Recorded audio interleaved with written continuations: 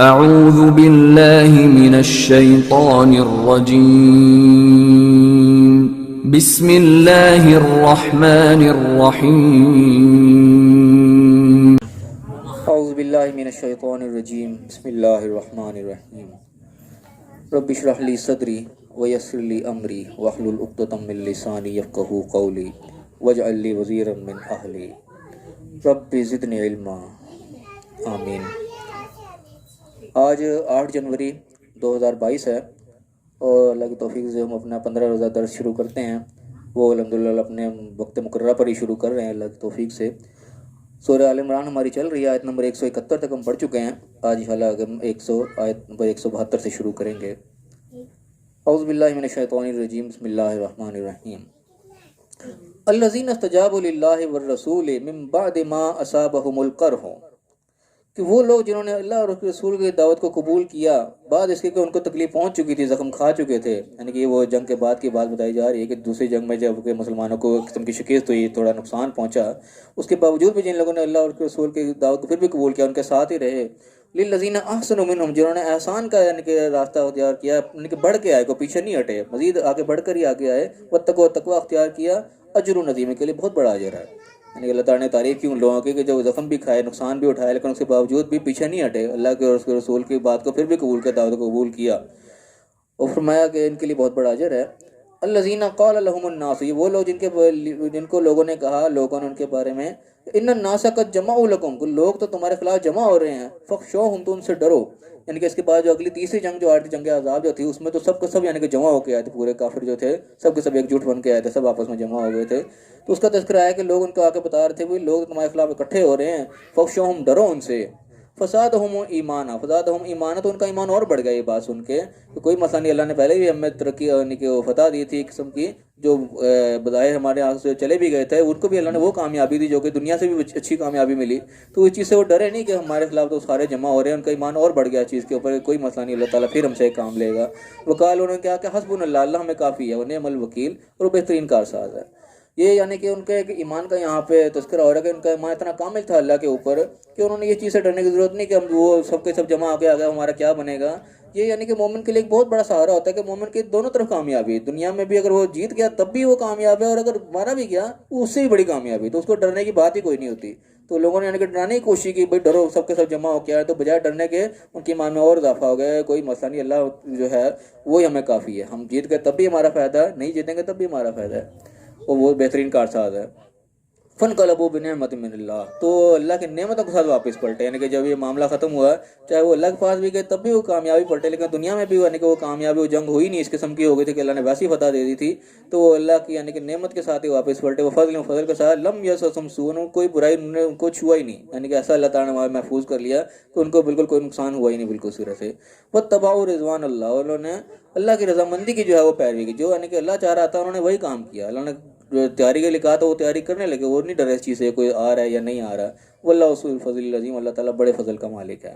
تو یعنی کہ یہاں پہ ایک ایمان کا ہمیں وہ سبق ملتا ہے کہ ہمارا اللہ کے اوپر ایسا ایمان پختہ ہونا چاہیے کہ اللہ تعالیٰ نے جو وعدے کیے ہیں اسی میں کامیابی ہے، تو ان کا یہ ایمان تھا کہ وہ گھبرائے نہیں اس چیز سے، لوگوں نے ڈرانے کی کوشش کی لیکن ان کا ایمان میں اور اضافہ ہوا بجائے ڈرنے کے۔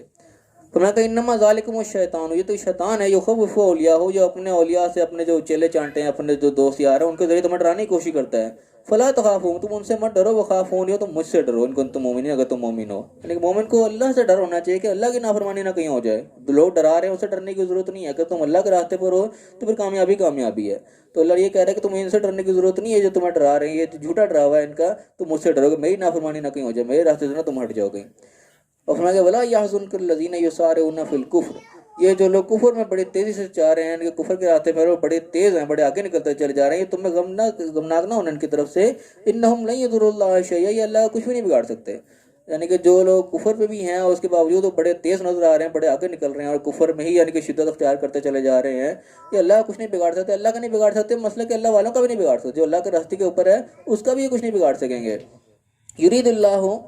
اللہ تعالیٰ یہ چاہتا ہے کہ اللہ یجعل لہم حظا فی الآخرہ، کہ آخرت میں ان کا کوئی حصہ نہ رکھے، یعنی کہ دنیا میں اگر یہ بڑھ رہے ہیں، کوئی ترقی ان کو مل رہی ہے، کفر میں بھی ہیں پھر بھی ترقی کرتے چلے جا رہے ہیں، تم غم نہ کھو، اللہ تعالیٰ اس لیے ان کو دے رہا ہے کہ آخرت میں ان کا کوئی حصہ نہ ہو، کہ دنیا میں اگر کوئی نیکیاں کر بھی رہے ہیں، کوئی بڑی کوئی NGO چلا رہے ہیں، کوئی بڑی کوئی خدمت خلق کا کام کر رہے ہیں، اللہ تعالیٰ کو دنیا میں ان کا کھاتا پورا کرتا چلا جا رہا ہے کہ تم نے یہی لے لو اپنا بدلہ، آخرت میں ان کو کچھ حصہ نہ ملے، یہ اس لیے تیز ہیں، تم پریشان نہ ہو ان کی تیزی دیکھ کر، وَلَهُمْ عَذَابٌ عَظِيمٌ، ان کے لیے بڑا عذاب ہی ہے، اصل جو ان کی آخرت ہے وہ تو عذاب ہی ہے، دنیا میں جو ترقی ہے اس سے تمہیں گھبرانے کی ضرورت نہیں ہے۔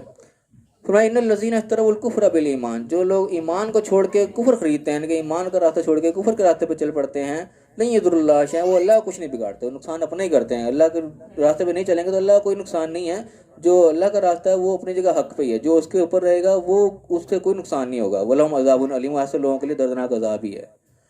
اگر فرمایا کہ وَلَا يَحْسَبَنَّ الَّذِينَ كَفَرُوا أَنَّمَا نُمْلِي لَهُمْ خَيْرٌ لِأَنفُسِهِمْ، کہ جو یہ لوگ کافر ہیں، یہ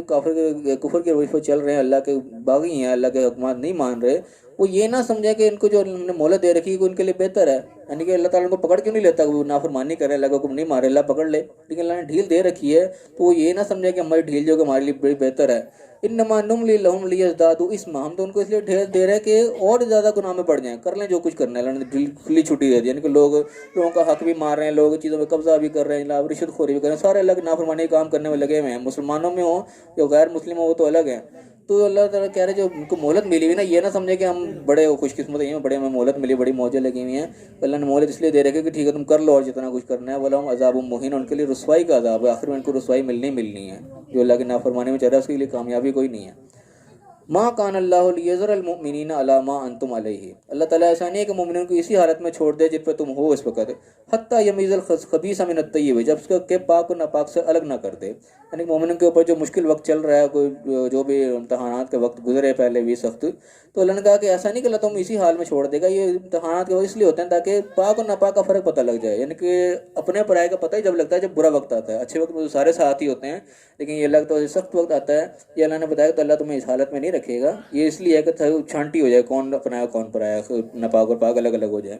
وما کان اللہ لیطلعکم علی الغیب، اور اللہ ایسا نہیں کہ تمہیں غیب کی خبر دے دے گا کہ کون اپنا ہے کون، یہ اسی طریقے سے چھانٹی ہو کے الگ الگ ہوں گے، اور یعنی کہ کب تک یہ امتحان رہے گا یہ بھی اللہ تعالیٰ نے نہیں بتایا۔ ولیکن اللہ یجتبی من رسلہ من یشاء، حالانکہ اللہ اپنے پیغمبروں میں سے جس کو چاہتا ہے اس کو غیب کی خبر دے دیتا ہے، لیکن سب کو نہیں دیتا یہ چیز کی۔ فآمنوا باللہ ورسلہ، تمہارا یہ کام ہے کہ تم بات مانو اللہ کے اور اس کے رسول کی، جو اللہ کہہ رہا ہے جو اس کا پیغمبر کہہ رہا ہے تم نے اس پہ ماننا ہے، تمہیں غیب جاننے کی ضرورت نہیں ہے کیوں اس طرح ہو رہا ہے، یہ اللہ تعالیٰ یہ وقت کیوں نہیں بدل رہا، یہ اللہ کی حکمت اللہ ہی جانتا ہے، اللہ نے وجہ ہی بتا دی کہ تاکہ پاک ناپاک الگ ہو جائیں، لیکن اللہ یہ غیب کی خبریں تمہیں نہیں بتائے گا، تمہارا یہ کتنا کام ہے آمنو باللہ، اللہ کی بات کا مانو، جو اللہ کہہ رہا ہے وہ کرو، جو اس کے پیغمبر کہہ رہے ہیں وہ کرو، تم اس راستے پر چلو۔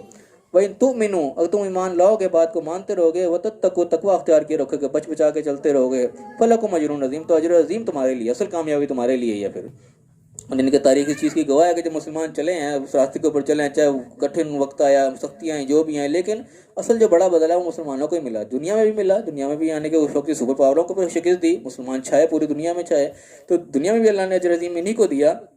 آخرت کا جو ہے وہ تو ہے ہی ہے، دنیا میں بھی لیکن اللہ نے ان کو دیا۔ اور فرمایا کہ ولا، یہ بڑی ایک اہم آیت ہے کہ ولا یحسبن الذین یبخلون بما آتاہم اللہ من فضلہ،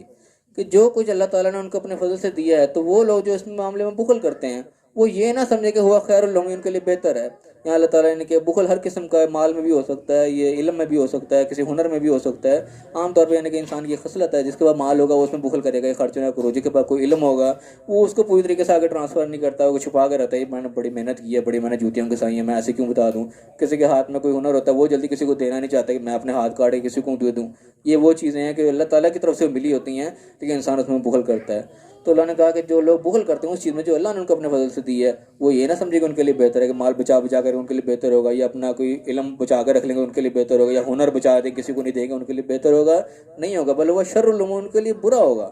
کیا ہوگا؟ سیطوقون بما بخلوا به، کہ ان کا توق بنا کر ان کے گلوں میں ڈال دیا جائے گا جو کچھ انہوں نے بخیلت کی ہوگی، وہی یوم القیامہ، قیامت کے دن، یعنی کہ دنیا میں تو بچا لیں گے اپنا وہ، لیکن یہ چیز ان کے گلے میں توق بنا کے ڈال دی جائے، ان کو سزا اس چیز کی دی جائے گی کہ یہ تم نے جو بخیلی کی تھی پکڑو اب یہ۔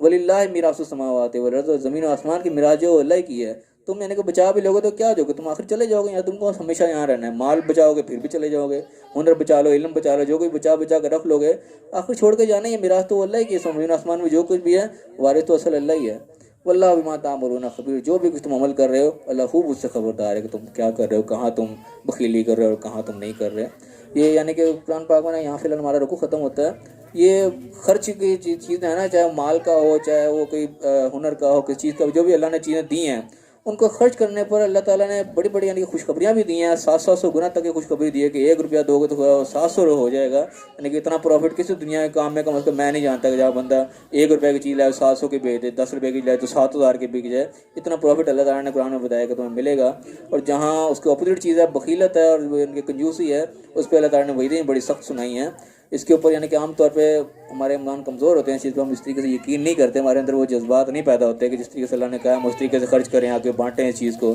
اور جس چیز سے اللہ نے وعیدیں سنائی ہیں ہم اس کو ہم کو نہ کریں۔ تو عام طور پہ ہمارے ایٹیٹیوڈ ایسی ہوتے ہیں کہ ہم بخیلت کی طرف بھی جاتے ہیں کہ چیز کم سے کم خرچ ہو، اور خرچ کرنے کا تو ہمارے رجحان نہیں ہوتا۔ لیکن اللہ تعالیٰ بڑے واضح الفاظ میں کہتا ہے کہ جو تم بخل کرو گے وہ تمہارے لیے اچھا نہیں ہے، تمہارے لیے برا ہے۔ تو فی الحال ہم یہیں تک پڑھیں گے، یہ رکوع ہمارا یہاں مکمل ہوتا ہے۔ اس کے اوپر جو مین پوائنٹس ہیں ہم پھر اس کے اوپر ایک نگاہ ڈال لیں۔ سب سے پہلی بات یہاں سے شروع ہوئی، اللہ نے فرمایا کہ جو وہ لوگ جنہوں نے اللہ اور اس کے رسول کی دعوت کو زخم کھانے کے باوجود بھی پھر قبول کیا اور احسان سے کام بڑھ کے کام کیا اور اللہ کا تقوی اختیار کیا، ان کے لیے بہت بڑا اجر ہے۔ کیونکہ اجر دنیا میں بھی ہوگا، آخرت میں بھی ہوگا، خالی ہم آخرت کا نہ سمجھیں، اللہ تعالیٰ دنیا میں بھی اس کا بدلہ دیتا ہے۔ اور فرمایا کہ وہ لوگ جن کے لیے لوگوں نے کہا کہ بھائی لوگ تمہارے خلاف جمع ہو رہے ہیں، ڈر جاؤ ان سے، تو وہ ڈرے نہیں بلکہ ان کے ایمان میں اور اضافہ ہوا۔ انہوں نے کہا ہمارے لیے اللہ ہی کافی ہے، اللہ ہی بہترین کارساز ہے، ہم تو اسی راستے پہ چلیں گے جو اللہ نے کہا ہے۔ یہ یعنی کہ وہ ایمان کے تقاضے ہیں جو ہمارے اندر ہونے چاہیے کہ جس راستے پہ اللہ نے ہمیں لگایا اسی راستے میں ہماری کامیابی، اسی پہ ہمارے لیے کفایت ہے۔ یہ دنیائی معاملات میں بھی اکثر ہم ہو جاتے ہیں، اس میں کچے پڑ جاتے ہیں۔ اللہ نے جھوٹ بولنے سے منع کیا لیکن ہمیں بظاہر نظر آتے کہ وہ سچ بولیں گے تو ہمارا کام نہیں ہوگا، ہم جھوٹ کی طرف چلے جاتے ہیں۔ کم تولنا، یہ چیزیں چھوٹی چھوٹی برائیاں ہمارے اندر قسم کی ہوتی ہیں، ہم سمجھیں گے یہ نہیں کریں گے تو ہمارا تو نقصان ہو جائے گا، لیکن اللہ کے وعدوں پر ہمیں اتنا یقین ہونا چاہیے کہ جو اللہ نے کہا ہے اسی میں ہماری کامیابی، جس طرح یہاں لوگوں نے کہا کہ اللہ ہی ہمارے لیے کافی ہے، ہمیں ڈرنے کی ضرورت ہے، اس کا ایمان اور بڑھ گیا۔ تو یہ وہ لوگ جو تو اللہ کی نعمتوں کے ساتھ واپس پلٹے ہوئے، اللہ نے مزید ان کو نعمتیں دیں اور کسی قسم کی برائی نے ان کو چھوا تک نہیں۔ اور یہ وہ لوگ تھے جنہوں نے اللہ کی خوشنودی کی پیروی کی۔ تو ہمیں بیسکلی اللہ کی خوشنودی کی پیروی کرنی چاہیے۔ جن چیزوں سے اللہ نے ہمیں روک دیا کہ کام نہیں کرنا تو ہم نے نہیں کرنا۔ کسی کے نے کہا کہ مطلب جھوٹ معمول نہیں بولنا تو نہیں بولنا، سچ سے کام لینا ہے تو چاہے سچ پہ اپنا نقصان نظر آئے لیکن ہم نے سچ ہی بولنا ہے، چاہے بظاہر نقصان ہے لیکن اینڈ پہ اس کا فائدہ ہی ہوگا۔ یہ ہمارا یقین ہونا چاہیے اس معاملات میں۔ اور اللہ تعالیٰ جو ہے بڑے فضل کا مالک ہے۔ اور فرمایا کہ یہ شیطان ہی ہے جو تمہیں خوف دلاتا ہے، اسی کو وہ ایسا کرو گے تو ایسا ہو جائے گا، یوں کرو گے تو تم دنیا میں چل نہیں سکتے۔ مختلف قسم کے خیالات شیطان دل میں ڈالتا ہے۔ اللہ نے کہا ان چیزوں سے ڈرنے کی ضرورت نہیں کہ ہم دنیا میں کیا ہو جائے گا، یہ ہو جائے گا، کچھ نہیں ہوگا۔ میرے سے ڈرو تو میری خلاف ورزی نہ کریں گے بیٹھنا، میری خلاف ورزی کر لے کہ میرے حکم کے خلاف چلے گئے، وہی ڈرنے کی بات ہے کہ اللہ کی پکڑ میں آ کر پھر کوئی بچانے والا نہیں ہے۔ اگر کہنا کہ اللہ تم مومن ہو تو میرے سے ہی ڈرو۔ اور فرمایا کہ یہ لوگ جو کفر میں جو بڑی تیزی کے ساتھ آگے نکلتے جا رہے ہیں، یہ تمہیں غمناک نہ کرے کہ یار یہ بڑے آگے نکلتے جا رہے ہیں، بےایمانی شیطانی بھی کر رہے ہیں، پھر بھی ترقیاں کر رہے ہیں۔ فرمایا کہ یہ اللہ کا کچھ نہیں بگاڑ سکتے، یہ تو اللہ تعالیٰ نے اس لیے کیا ہے کہ اللہ تعالیٰ آخرت میں ان کا کوئی حصہ نہ رکھے۔ جو دنیا کا مال ہے ان کو دنیا میں دے کے فارغ کرے، آخرت میں ان کے لیے صرف عذاب عظیم ہی ہوگا ایسے لوگوں کے لیے۔ اور فرمایا پھر جو لوگ کفر کے بدلے ایمان کو ترجیح دیتے ہیں یہ بھی اللہ کا کچھ نہیں بگاڑ سکتے، لیکن نافرمانی کی طرف چلے جاتے ہیں بجائے فرما برداری کرنے کے، اللہ کا کچھ نہیں بگاڑیں گے، ان کے لیے دردناک عذاب ہی ہے۔ اور پھر ایک اہم بات یہ کہ یہ جو کافر ہیں یہ اس چیز کو اپنے لیے بہتر نہ سمجھے کہ ان کو بڑی مہلت ہم دیے جا رہے ہیں، ان کو مال دولت بھی دیے جا رہے ہیں، ان کو کوئی پکڑ نہیں کر رہے، یہ نہ سمجھے کہ ان کے لیے بہتر ہے، یہ تو ہم اس لیے کر رہے ہیں کہ ٹھیک ہے اور پڑھ جاؤ، تم جو مہلت ہے کر لو جو کرنا ہے، آخر میں تو ان کو رسوائی والا عذاب ہی ہے، دنیا میں بھی چاہے اللہ پکڑ لے چاہے آخرت میں تو پھر ہونا ہی ہونا۔ اور پھر اللہ نے فرمایا کہ اللہ تعالیٰ ایسا نہیں کہ مومنین کو اسی حال پہ چھوڑ دے جس میں وہ ہیں، یہ اللہ تعالیٰ اس لیے کرتا ہے تاکہ پاک اور ناپاک الگ ہو جائیں، چھانٹی ہو جائے سختی کے وقت میں، یعنی کہ اپنے پرائے کا پتہ لگ جاتا ہے، تو یہ سختی کا وقت اسی لیے آتا ہے کہ چھانٹی ہو جائیں لوگ، اللہ تعالیٰ اس حالت میں رکھتا نہیں، حالت کو بدل دیتا ہے۔ اور فرمایا کہ اللہ تعالیٰ غیب پہ تمہیں اطلاع نہیں دے گا کہ حالت کب بدلے گی یا اس کا کیا مقصد ہے اللہ تعالیٰ کا، تمہارا کام ہے کہ وہ جو اللہ اور اس کے رسول کہہ رہے ہیں تم وہ لیے چلو، بس تم اس کے اوپر بات مانو ان کی۔ یہ اللہ تعالیٰ غیب خبر پیغمبروں کو تو دے دیتا ہے، عام انسان کو نہیں دے گا۔ تو عام انسان کا کیا کام ہے؟ اللہ کی بات مانو، اللہ کے پیغمبروں کی بات مانے، جو کہا گیا اس کو کرے بس۔ اور وہ فرمایا کہ تم اگر مومن ہو اور تقوی پر رہو گے تو اجر عظیم تمہیں ملنے والا ہے، افضل انعام تمہارا ہی ہے، دنیا میں بھی آخرت میں بھی۔